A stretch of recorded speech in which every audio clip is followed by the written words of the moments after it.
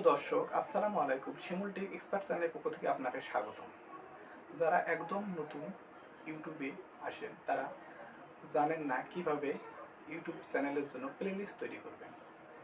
আপনার চ্যানেলে যদি প্লেলিস্ট থাকে তাহলে আপনার চ্যানেলটির সৌন্দর্য বৃদ্ধি পাবে এবং আপনার দর্শক চ্যানেলটিতে ঢুকে আপনার ভিডিওগুলো দেখতে খুব আনন্দ বোধ করবে। আর যদি আপনার ভিডিওগুলো এলোমেলো অবস্থা থাকে, সব ভিডিও একখানে রাখছেন, তাহলে আপনার দর্শক তার প্রয়োজনীয় অনুযায়ী যে ভিডিওটি দরকার সেটি খুঁজে পেতে কষ্টসাধ্য হবে এবং আপনার চ্যানেল থেকে সে চলে যাবে। তাই আপনার জরুরি দরকার আপনার চ্যানেলটির প্লেলিস্ট তৈরি করা। খুব সহজে হাতে থাকা মোবাইল ফোনটি দিয়ে কীভাবে প্লেলিস্ট তৈরি করবেন এ বিষয় নিয়ে আজ আমি একটি ধারণা দেওয়ার চেষ্টা করব। তাই আপনি যদি আমার চ্যানেলের নতুন দর্শক হয়ে থাকেন তারা অবশ্যই চ্যানেলটি সাবস্ক্রাইব করে বেল বাটনটি বাজিয়ে দিন, যাতে নতুন ভিডিও আপলোড দেওয়ার সাথে সাথে পৌঁছে যায় আপনার কাছে।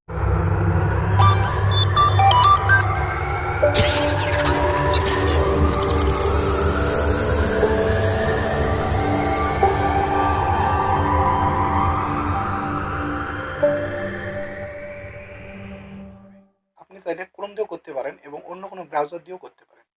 আমি ক্রোমটি সিলেক্ট করতেছি। ক্রোম সিলেক্ট করা হয়ে গেলে আপনি সার্চ বক্সে টাইপ করুন youtube.com youtube.com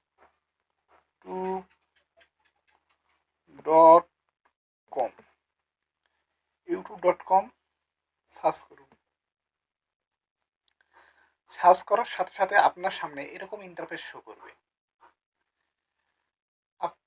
আমি যেহেতু প্লেলিস্ট তৈরি করব সেহেতু আমি ইউটিউব ইন্টারফেসটিকে আমি ডেস্কটপে পরিণত করব। ডেস্কটপে পরিণত করার জন্য আপনি থ্রি ডট আইকনে ক্লিক করুন।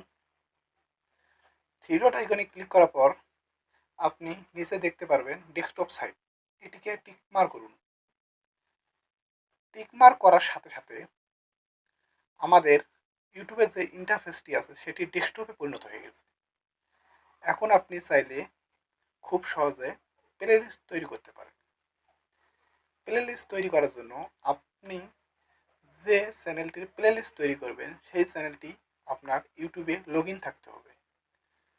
যেহেতু আমি আমার চ্যানেলের প্লেলিস্ট তৈরি করব সেহেতু আমার চ্যানেলটি এখানে লগ ইন আছে, তাই আমি আর লগ ইন করতেছি না। আপনাদের যদি লগ ইন না থাকে তাহলে আপনারা অবশ্যই লগ ইন করে নেবেন। লগ ইন করে নেওয়ার পর আপনারা একদম এই কর্নারে দেখতে পারেন আপনার চ্যানেলের লোগো আইকনটি আছে, সেখানে ক্লিক করুন। ক্লিক করার সাথে সাথে আপনার সামনে এরকম ইন্টারফেস শো করবে। এখান থেকে আপনি চলে যান ইওর চ্যানেল। ইওর চ্যানেলে ক্লিক করার সাথে সাথে আপনার সামনে এরকম ইন্টারফেস শো করবে। আপনি চলে যাবেন কাস্টমাইজ চ্যানেল। কাস্টমাইজ চ্যানেলের ক্লিক করলে আপনার সামনে এরকম ইন্টারফেস শো করবে। আপনি একটু অপেক্ষা করবেন। অপেক্ষা করা হয়ে গেলে এরকম ইন্টারফেস শো করবে। আপনি যেহেতু